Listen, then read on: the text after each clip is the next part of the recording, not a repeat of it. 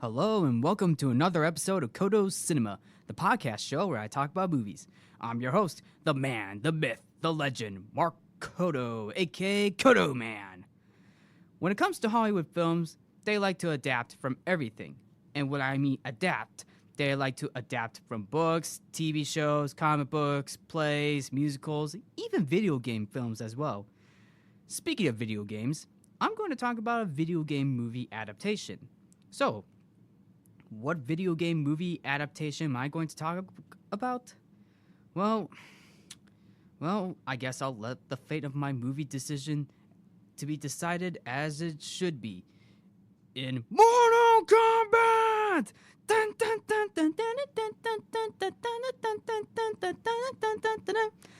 That's right, folks. I'm going to review the original 1995 Mortal Kombat film. And while, yes, I did a classic versus remake of the 1995 Mortal Kombat and the 2021 Mortal Kombat reboot, I thought I'd review the original 1995 film as well. Granted, I still consider the 2021 reboot, in my opinion, to be a more improved adaptation, but let's look back into the 1995 film as well. Now, before going into the film, let me do a brief history of the game itself. So, Mortal Kombat is an arcade game that came out in 1992 by Midway Games, created by Ed Boon and John Tobias. The game is very well known for its violence and gore, action, and fatalities. Main characters in the game include Johnny Cage, Liu Kang, Sonya Blade, Raiden, Scorpion, Shang Tsung, Shao Kahn, Sub-Zero, Goro, Kano, and Reptile. The game itself spawned many sequels, with the latest being the Mortal Kombat 11. Plus, you get that cool techno beat theme. The sequel to the first Mortal Kombat video game that came out in 1993 had new characters, such as Kitana, Kung Lao, Mileena, Noob Saibot, Shao Kahn, Smoke, Baraka, Jade, Jax, and Kentaro. Most of the characters from the first and second game would appear in the 1995 Mortal Kombat film, which means not only did they adapt the 1992 original, but they also adapt the sequel into the 1995 Mortal Kombat film. So, which explains why we got a boatload of characters in the film. Now, the original 1995 Mortal Kombat film was directed by Paul W.S. Anderson and filmed on a budget of $18 million. The film was released to mixed reviews, with many people praising the production values, atmosphere, and martial arts sequences, plus that techno syndrome theme. However, many people criticized the screenplay, including some of the performances and the toned-down violence. And I believe I know why the film was mostly criticized, and here's the reason. PG-13 rating. As I mentioned, the game is known for the blood, violence, gore, and action and fatalities, which many people were expecting to see in a Mortal Kombat film. The violence, gore, fatalities, and blood. But to be fair, I wouldn't mind an R-rated Mortal Kombat film when it came out in 1995. Although I have seen the Mortal Kombat film twice. The original one on HBO Max before I moved over to Netflix. So yeah, but so the original 1995 Mortal Kombat film had a PG-13 rating. So other than that, fans of the video games will later praise the 1995 original Mortal Kombat film throughout pop culture. And to be fair though, the 1995 Mortal Kombat film was one of the earlier video game film adaptations, just to keep in mind. So basically, this is an earlier video game adaptation. Well, it's not the first video game movie adaptation of where it got the Hollywood treatment. So yeah, because here's the thing: the Super Mario Brothers and the Street Fighter films were both of the first couple of video game movie adaptations to come out during the 90s, to which both of them were critically panned by critics. But somehow the 1995 Mortal Kombat film got slightly better reviews, with critics getting a 44% score on Rotten Tomatoes with a 54% audience rating. Well, still bad, but not as bad as the Super Mario Brothers film and Street Fighter film. If anything, I say the Mortal Kombat film was at least better than than the Super Mario Brothers film and the Street Fighter film. Just saying. So anyway, what did I think about the Mortal Kombat film? Well, I thought it was a fun but flawed film. Or should I say, flawed but fun film. So yeah, so technically this film was good, but it was far from a flawless victory when it comes to, the PG-13 rating. So anyway, let me break down the film. So get over here and sit down as I'm about to review the 1995 original Mortal Kombat film. And as always, spoiler alert. So the film opens up with the New Line Cinema logo and the Techno Syndrome theme from by the Immortals, setting the theme and idea of the Mortal Kombat film. What we also get is flames of fire flaming on screen with the studios presents, ending the title of the film, Mortal Kombat, with this dragon logo. So after the logo, we see a dream sequence with let me be fair, an obvious green screen background in a real life location, and I can't get the name of it, but is basically known as the Temple of the Holy Splendid Omniscient, if I'm say it correctly, which features the evil soul-sucking sorcerer who's also the right-hand man of Outworld named Shang Tsung, played by Kari Tagawa, who is fighting what looks to be a very young opponent who turns out to be Liu Kang's younger brother, Chan. Chan gets beat up by Shang Tsung, drags him on the ground, and what we get next is an extreme close-up of Shang Tsung's face with an angry, over-the-top expression saying, "Your brother's soul is mine." Basically warning or threatening Liu Kang that Shang Tsung is going to steal or suck out Chan's soul. And this was a dream sequence, by the way, but it was true. Liu Kang's brother was killed by Shang Tsung. And what we got is the dream ending with Liu Kang, played by Robin Shaw, waking up during a rainstorm. Another scene later, we get to see a Special Forces officer named Sonya Blade, played by Bridget Wilson, who is partnered up with what looks to be Jax, who are hunting down a mercenary crime boss named Kano, played by Trevor Goddard, hanging out at a nightclub. Kano has a metal plate with a red laser eye on the right-hand side of his face, basically right-hand side, if you know what I'm talking about. Plus, Kano is the mercenary responsible for killing Sonya's partner. However, it turns out that Kano is working for Shang Tsung, with Sonya not realizing that she is falling into a trap, that she'll be entering into a tournament known as Mortal Kombat. And the same could be said about Liu Kang as well. Flash forward to Hollywood. Yep, because we're going to Hollywood on this one. Johnny Cage, played by Lyndon Ashby, is performing a scene with his martial arts, but somehow gets a little carried away when one of his extras didn't do the stunt that was performed, which led to this one-liner, "Where you get these guys?" Technically, he's wondering who are these guys who are not performing the stunt? Or should I say, who were the guys responsible for writing the script, I should say, for this film. Nice little cheesy one-liner. Johnny is not only mad about the scene, but he's also mad because the media itself paints Johnny Cage as a fake martial artist, meaning that people are thinking that Johnny Cage performing his martial arts are not real. Even the director himself, Sandy Helberg, tries to cheer Johnny up, but Johnny walks off stage.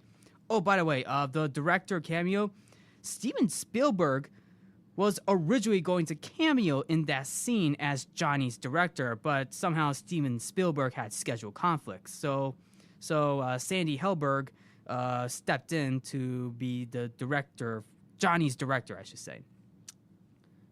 Speaking of Steven Spielberg, I wonder what Mortal Kombat will look like under Spielberg's direction.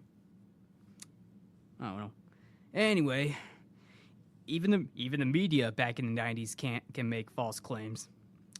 While on break, Johnny sees his old sensei named Master Boyd, played by Peter Jason, who talks to him about a special tournament for him that can help prove that Johnny Cage's martial arts are not fake. While Master Boyd leads the set, who would later shift into Shang Tsung, meaning that Shang Tsung has been Master Boyd the entire time. Yep, somehow Johnny Cage just made a deal with the sorcerer. Or something, I don't know. Now that we got these three characters all set up, let's go back to Liu Kang as he sets sail to what looks to be the Temple of Light, trying to regain himself as the Chosen One and avenge his brother's death. Somehow, the god of thunder and lightning himself, Raiden, played by Christopher Lambert, would later show up to tell Liu Kang about a great tournament known as Mortal Kombat. And somehow, I think, if I remember correctly, Liu Kang was originally going to participate in this tournament, but somehow, and to quote from Raiden, the great tournament was too much responsibility. Yep. Somehow, Liu Kang thought he had too much responsibility, or maybe the tournament was too much for him. To be fair, though, Christopher Lambert as Raiden is a decent choice, but at the same time, his voice sounds a little bit like Peter Lorre, and for those of you who don't know, Peter Lorre has is an actor, one of those like classic Hollywood actors who has that distinct sinister voice, often typecast as a sinister foreigner. And Peter Lorre appeared in films such as The Maltese Falcon, Casablanca, 20,000 Leagues Under the Sea, and I'm pretty sure there's a few others as well. Anyway, Liu Kang meets up with Johnny Cage in Hollywood, along with another martial artist and friend of Johnny Cage named Art Lean, played by Kenneth Edwards, to which they are going on a boat ride to the tournament known as Mortal Kombat, along with Sonya Blade, who is hunting down Kano. By the way, there was a moment before boarding the ship was when Johnny asked Liu Cage to carry Johnny's luggage, only for Liu Kang to toss Johnny's luggage into the ocean. And I do find this quote pretty funny from Johnny Cage. Huh, good thing I didn't ask him to park the car. Okay, that's a funny one-liner for Johnny Cage. So Johnny, Liu, and Sonya set sail with a surprise visit from Shang Tsung, along with a very cool entrance from Sub-Zero and Scorpion. Shang Tsung was going to have Sub-Zero and Scorpion kill the trio until Raiden comes in with a stroke of lightning to stop the fight and take the three to an island. To which, on that island, that's where they do the tournament. I think they're originally going to do the tournament in Outworld. From what I remember seeing, since Johnny Cage, Liu Kang, and Sonya were on the boat, it looks like they were traveling to Outworld. But Raiden took them to the island. As the four got to the island, by the way, I forgot the name of the island, but I do know the other place is Outworld, so I'm just gonna call this the place that Raiden took them is the island. So anyway, Liu Kang will later meet a young princess named Princess Kitana, played by Talisa Soto, who is the adopted daughter to the Emperor. And in case you guys are wondering who the Emperor is, that Emperor would be Shao Kahn. However, Shao Kahn was a character in the second Mortal Kombat game, and he was briefly mentioned in this film, mainly towards the end, but his name was not revealed, but he is known as the Emperor of Outworld. So anyway, Shang Tsung orders the creature Reptile to prevent Princess Kitana from teaming up with the Earth Warriors, to which they are Liu Kang, Johnny Cage, and Sonya Blade. So anyway, later on, Liu, Sonya, and Johnny would find Kano talking with what looks to be a giant four-armed alien prince named Goro, giving into their quippy banter. To which Kano has a lot of good one-liners, and I think Kano is easily one of the few good moments of this film. So he does give out pretty good one-liners. So like, one-on-one, man-to-man, hand-to-hand, and the next line, almost lost my lunch. Well, I feel you, Kano. Even though, yeah, he was he was in talking with Goro while he's eating. To which that was Kano talking to Goro while putting in some quippy one-liners. Now, going into Goro, the character design for Goro is mostly practical, which took a lot of puppeteers to do, and I will admit that practical effect for Goro still holds up pretty well, especially when it has special effects artist and actor Tom Woodruff Jr. as the stand-in for Goro, with Kevin Michael Richardson providing the voice, including Frank Welker doing the vocal effects. Somehow, Liu Kang, Johnny Cage, and Sonya advanced to the final rounds of the tournament. So anyway, starting with Sonya fights Kano in what looks to be, and I'll admit, a very funny scene, since Kano gives out a lot of one-liners, so like, hello, baby, did you miss me? Give it up, baby, I study all your moves. To which I like Sonya's line, yeah, study this! So technically, Kano did not study all of Sonya's moves. And when I mean moves, I'm talking about fighting moves. Like fighting moves, you know? So anyway, nice little comeback from Sonya. So as I mentioned, Kano works with Shang Tsung in this film, but somehow Shang Tsung is watching Kano fight Sonya. So yeah. To which, Shang Tsung set up the fight between Sonya and Kano. So, yeah. So, as Sonya got Kano in a leg hold, Shang Tsung says, finish him! Or should I say, finish him! Sonya kills Kano by a neck break fatality. Well, we don't see the blood and gore, but hey, still a pretty good fatality, though. There was another scene later where I think Liu Kang also fights Kitana for only a brief fight, but obviously Kitana is basically double-crossing Shang Tsung, knowing something is up. So technically, Liu Kang wins the other fight. It was on the sandy shores, and Shang Tsung was also watching it too. So Shang Tsung knows something was up. So anyway, another scene later, Johnny Cage will later fight Scorpion in the forest before being transported to an underworld setting. Here's a nice little hello when Scorpion is throwing out his dagger. Get over here! By the way, that's Ed Boon doing the voice for Scorpion, because Ed Boon, the creator of Mortal Kombat, also voiced Scorpion in this film. By the way, the dagger, you know, the little sword, the dagger that comes out of the palm of Scorpion's hand is CGI, and it kind of looks like a snake. And let me be honest, that CGI effect did not age well. I'm sorry, but this is kind of my opinion, but normally I would see the dagger come out of the sleeve from Scorpion rather than the palm of his hand. But I think that was the other adaptations where the dagger comes out of his sleeve rather than the palm of his hand. I mean, I haven't played the original Mortal Kombat game, but so that's just my thought. So anyway, going into the underworld setting, to quote Scorpion in this location, welcome. I always get the feeling that the location matched the idea of the character, mainly for Scorpion when they're both fighting. Like, Scorpion fighting in the underworld, since Scorpion in this film is an immortal, fire-breathing skeleton. And I also like how Johnny Cage and Scorpion are fighting. I mean, their fighting is mostly punching and kicking, which makes the fight scene all the more funnier and cheesier and interesting. Plus, that gymnastic move, I think was it a drop kick? I think it was a drop kick. It was a drop kick that Johnny Cage performed when kicking Scorpion in the face before going up top, to which Scorpion wants Johnny to get down here, or should I say, get down here! Scorpion did, which sends Johnny down to a pile of bones, and revealing that Scorpion is, as I mentioned, a fire-breathing skeleton.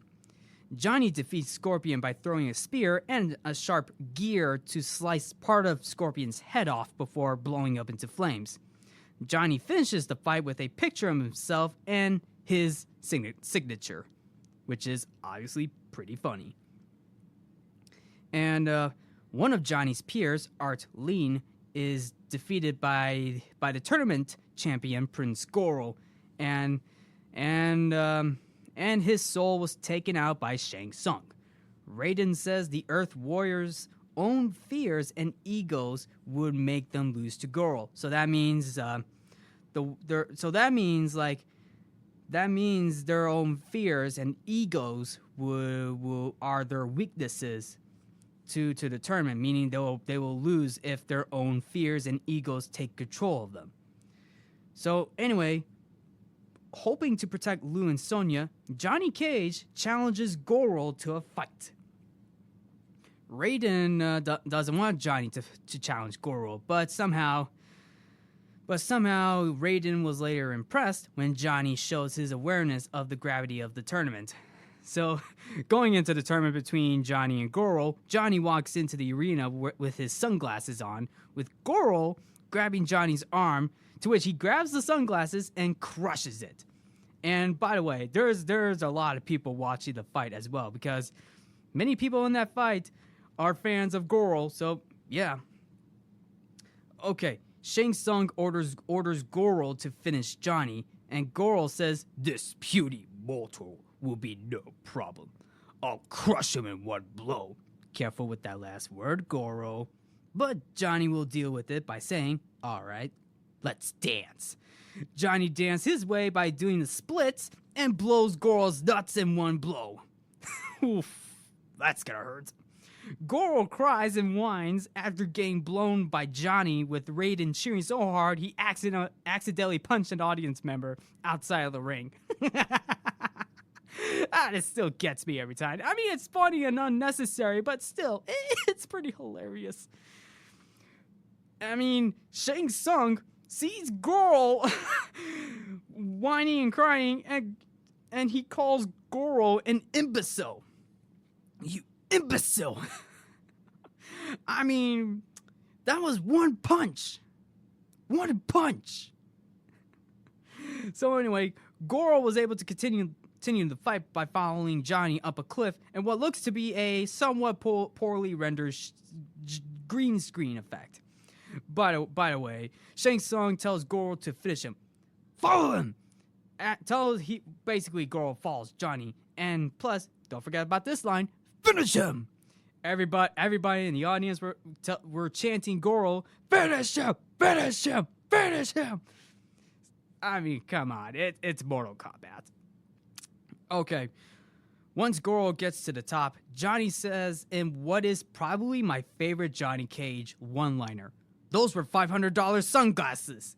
Get it? Because Goro just crushed Johnny Cage's $500 sunglasses. And by the way, I'll probably make the scene funny if Johnny Cage pulls out another pair of sunglasses, but this is probably fine. So Johnny uses the element of surprise to defeat Goro, and here's one more Johnny Cage line: "This is where you fall down." Or should I say, "This is where you fall." Goro falls all the way through the clouds with a thunderstruck sound effect. Now, Shang Tsung being so desperate, he takes Sonya hostage and takes her to Outworld. Knowing that his powers are unaffected there, Raiden sends Liu and Johnny into Outworld to rescue Sonya and challenge Shang Tsung. In the Outworld, Liu is attacked by Reptile, but somehow gains the upper hand and kills Reptile. Or should I say, crushes Reptile with his foot. Honestly though, Liu Kang going up against Reptile is hands down, in my opinion, the best fight scene in the entire film. Not only did Liu Kang fought Reptile, but it's also the setup in general that makes this fight all the more awesome. When Liu finds the CGI Reptile lizard, he throws it into what looks to be a corpse or a statue corpse that would transform the CGI Reptile lizard into a human version of Reptile, with the announcer announcing the name Reptile. Or should I say, Reptile. And then the music of the techno beat plays, drop kicks Liu through a brick wall. And in case you guys are wondering where Johnny Cage was, he was just outside playing the music to hype up the fight. Also, the CGI lizard for Reptile still doesn't hold up well. In my opinion, still doesn't hold up well, the CGI, I'm sorry.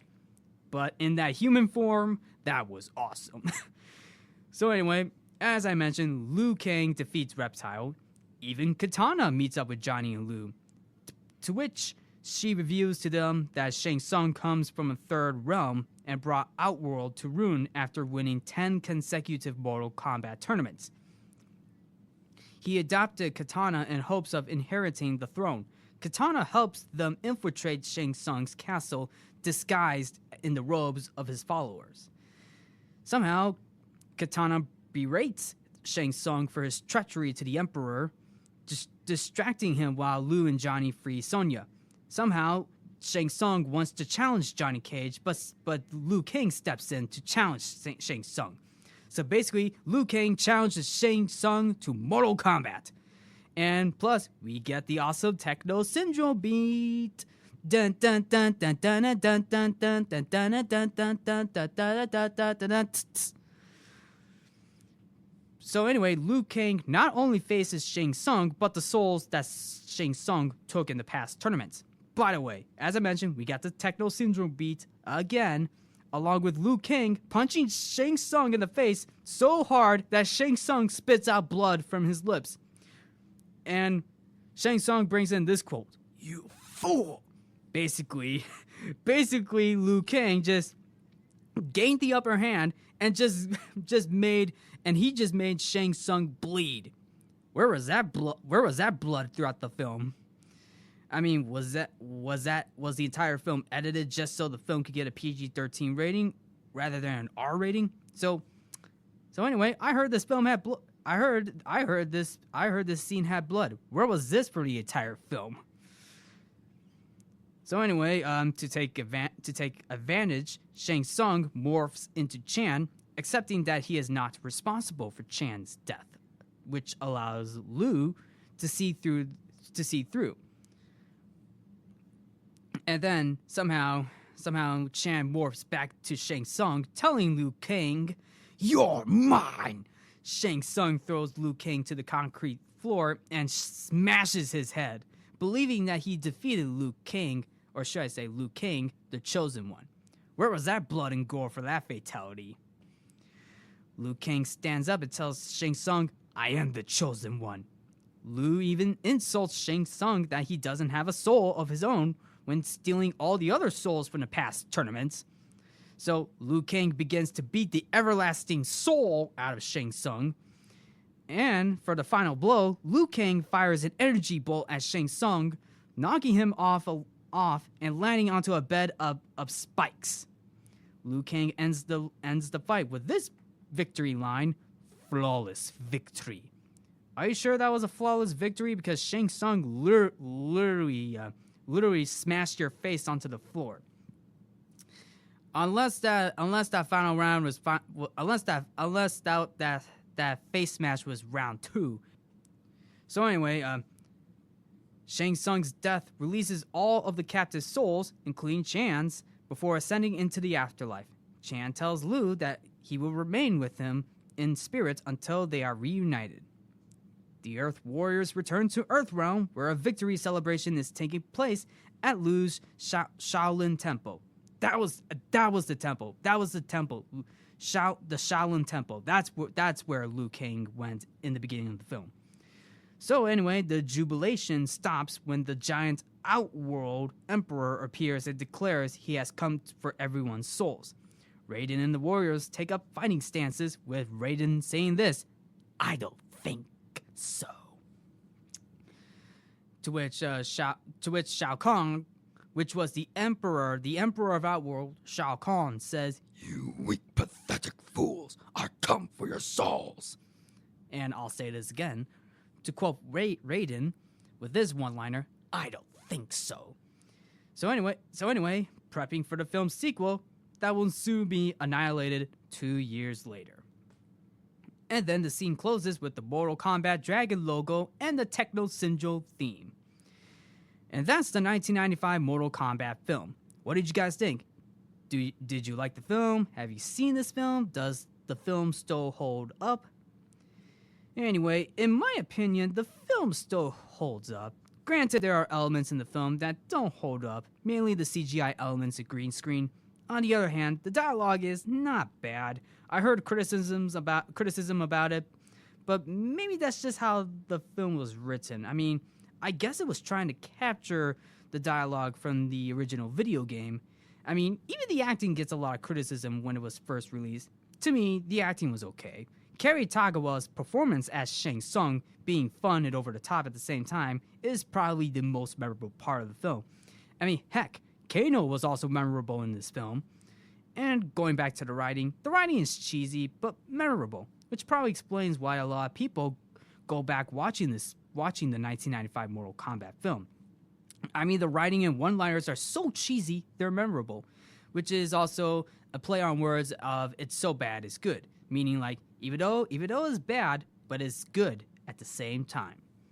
The fight sequences are cool too. I mean, even though it's mostly punching, kicking, and probably the occasional cartwheels and and wall flips, and despite its toned down violence, I mean, yeah, I'm rooting for an R-rated film, but you know what? I mean, the fights was okay. I mean, I was expecting a little more blood and gore. Plus, you can't beat that techno beat theme. And while the 2021 reboot is a huge improvement in the fight sequences, blood, gore, fatalities, costumes, and visuals, the 1995 Mortal Kombat film will forever remain a classic. So anyway, thank you for tuning into Codo Cinema. I'm your host, Mark Codo, aka Codo Man. Remember to watch movies and stay positive.